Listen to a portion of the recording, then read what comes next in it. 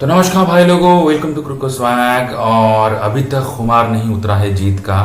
और देखिए मोहम्मद सिराज के डंडे उड़ाते हुए सीन, और जो लास्ट का विकेट था काबिल तारीफ था। एक कंधे की जोर से 146 गति के यॉर्कर को सामना करना कोई मतलब छोटी बात नहीं होती, कोई मतलब आसान बात नहीं होती।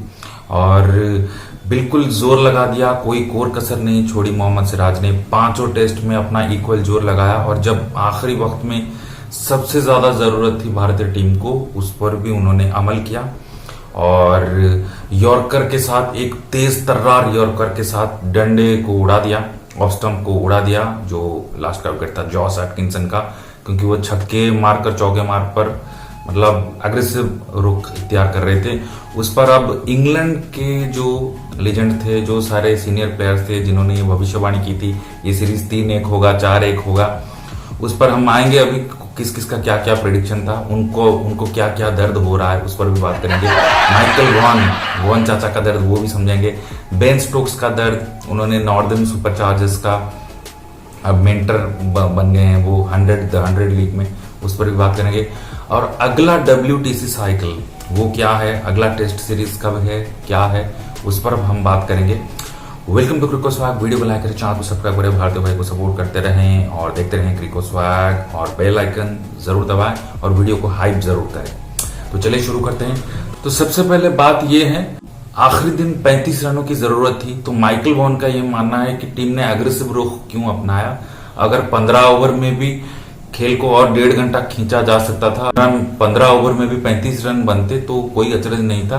इंग्लैंड टीम ने, इंग्लिश टीम ने टीम के एग्रेसिव रुख अपनाने को माइकल वॉन समालोचना कर रहे हैं, क्रिटिसाइज कर रहे हैं।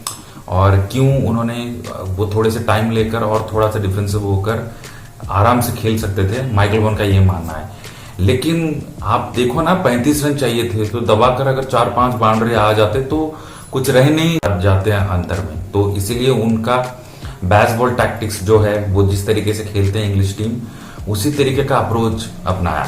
लेकिन गौरतलब बात यह है इसमें कि जिस चाकू से आप काटते हो, जिस हथियार से, जिस कटार से आप काटते हो, कभी कभी वो आप ही को लगने का चांस भी होता है अगर आप उसको सावधानी से इस्तेमाल नहीं करते हो। कभी कभार हम भी काम करते हैं, ये बहुत लाजमी सी बात है, हम किचन में या फिर कोई और अगर हम चाकू छुरी का इस्तेमाल करते हैं जिससे हम काटते हैं, कभी कभार हम अपनी उंगली भी कटवा लेते हैं। ये बहुत साधारण सी बात है। और एक चीज, वाइटल चीज है, आप देखो रोहित शर्मा भी पुल शॉट मारते हैं, कभी कभी उसी शॉट को मारते मारते वो आउट भी हो जाते हैं। Drive shot, cover drive shot Virat Kohli का पका पकाया शॉट है, लेकिन उसी शॉट को खिला कर चौथे 5वें स्टंप पर स्कॉट बोल्डन ने उनको 4-5 बार आउट किया, वो VGT में।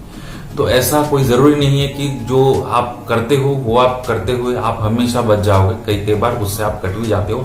तो अग्रेसिव रुख अपनाना इंग्लैंड का निजी फैसला था।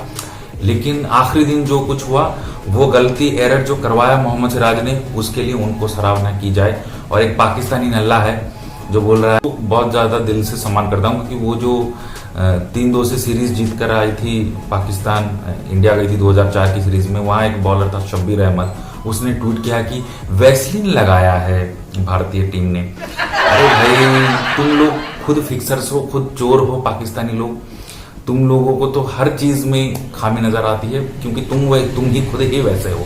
उसको क्या कुछ रिप्लाई दिया आप देखिए। शाहिद अफरीदी खुद बॉल चबा रहे हैं, कभी बॉल में इनके चिप लग जाती है, कभी बॉल में रिवर्स स्विंग होने लगती है तो बोलते हैं कि बॉल के साथ छेड़छाड़ की गई है। तुम खुद क्या हो, तुम्हारी खुद की टीम कितनी नल्ली है, ये देख रहे हो। क्योंकि ये बहुत आसान है, क्योंकि स्टूडियो रूम में कहीं पे भी बैठ के, क्योंकि पता है कि लार्जेस्ट ऑडियंस जो है, जो संख्या में गरिष्ठ है, जो संख्या में सबसे मैक्सिमम है, वो भारतीय जनता है।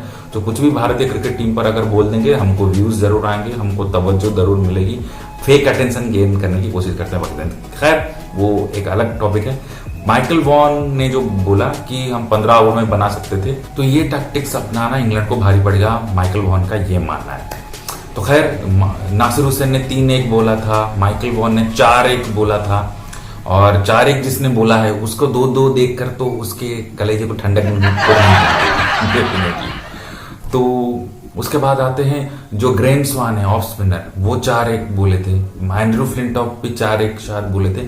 जॉश बटलर ने 4-1 बोला था। क्रिस ब्रॉड ने जो 3-2 बोले थे या फिर 4-1 बोले थे, उनको समझना चाहिए था कि टीम कितनी बराबर है। और स्टार्टिंग शुरू से लेकर एंड तक भारत ने डोमिनेट ही करते आया था। बस एक आध सेशन में इधर उधर होने की वजह से फर्स्ट टेस्ट में सिर्फ कैचिंग की वजह से इंडिया हार गया, नहीं तो 3-1 से इंडिया भी ये सीरीज जीत सकता था। तो ऑस्ट्रेलिया के जो माइकल क्लार्क थे वो बता रहे थे कि इंडियन टीम को हल्के में नहीं ले सकते ये लोग, इंडियन टीम कभी भी सरप्राइज करने का मादा रखती है।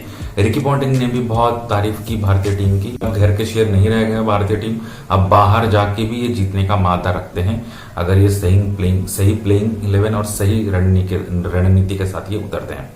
तो खैर, अब अगला टेस्ट चैलेंज कब है, अगला WTC का साइकिल कब से स्टार्ट? बाद नवंबर में भारत और दक्षिण अफ्रीका का सीरीज है, वो घर पे ही है, भारत में ही है। भारत वेस्ट इंडीज भी भारत में है। उसके बाद भारत और श्रीलंका का सीरीज है, जुलाई में है। और उसके बाद भारत और न्यूजीलैंड का सीरीज है, अगले साल नवंबर में है।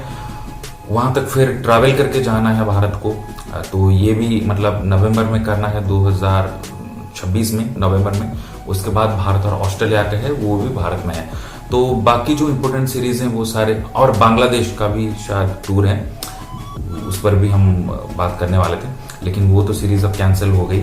तो लेकिन अब जो साइकिल बचा है वो भारत में सारे मैक्सिमम इंपोर्टेंट टूर है, सिर्फ श्रीलंका और न्यूजीलैंड का टूर भारत को करना है। तो यही कुछ है जो भारत के अगले टेस्ट चैलेंजेस में जो शुमार है, दक्षिण अफ्रीका, ऑस्ट्रेलिया, और वो भी भारत में खेलने हैं। तो स्टोक्स को मेंटर बना दिया है नॉर्दर्न सुपरचार्जर्स ने दी 100 लीग में, और उनके 12 से 14 रन ही आए हुए हैं लास्ट 2021 से 2024 तक। तो इस सीजन वो, क्योंकि उनका वर्कलोड मैनेजमेंट भी है, इंजुरी भी है, और आगे एशेज सीरीज भी आने वाला है लेट नवंबर दिसंबर में, तो उसको मद्देनजर रखते हुए, उसको ध्यान में रखते हुए वो कोई रिस्क ना लेते हुए इस बार सिर्फ मेंटरशिप में आए हुए हैं। नॉर्दर्न चार्जर्स के कोच एंड्रू फ्लिंटॉफ है, और उनके अनुभव का खासा फायदा उठा सकती है बेन स्टोक्स, और उनके अनुभव का भी फायदा उठा सकती है उनकी टीम।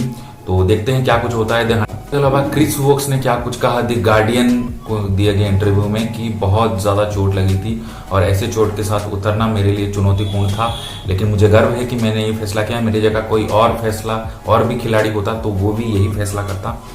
और तो और उन्होंने ये भी बोला कि आखिरी दिन में सिर्फ 9 विकेट पर आप हथियार नहीं डाल सकते थे, हमारी टीम क्विट नहीं कर सकती, इसलिए मुझे जाना पड़ा और मैं योगदान दिया। मुझे इस बात का बहुत गर्व है, और कई भारतीय समर्थकों ने मुझे इस चीज की बहुत सराहना की, तो इसलिए मैं उनका आभार प्रकट करता हूं।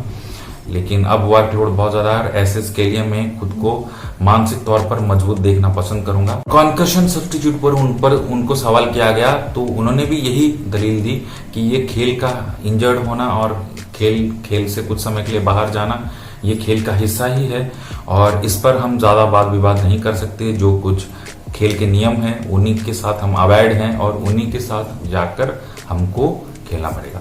तो ये तो थी मेरी एनालिसिस, आपको कैसी लगती है आप कमेंट करके बता सकते हैं। और भी कुछ अपडेट्स के साथ मैं आगे लेकर आऊंगा, कुछ शॉर्ट्स में डालना करूंगा, आप देखना जरूर पसंद करेंगे उसको। तो तब तक वीडियो को लाइक करें, चैनल को सब्सक्राइब करें, भारतीय भाई को सपोर्ट करते रहें, और वीडियो को हाइप जरूर करें, बेल आइकन जरूर प्रेस करें।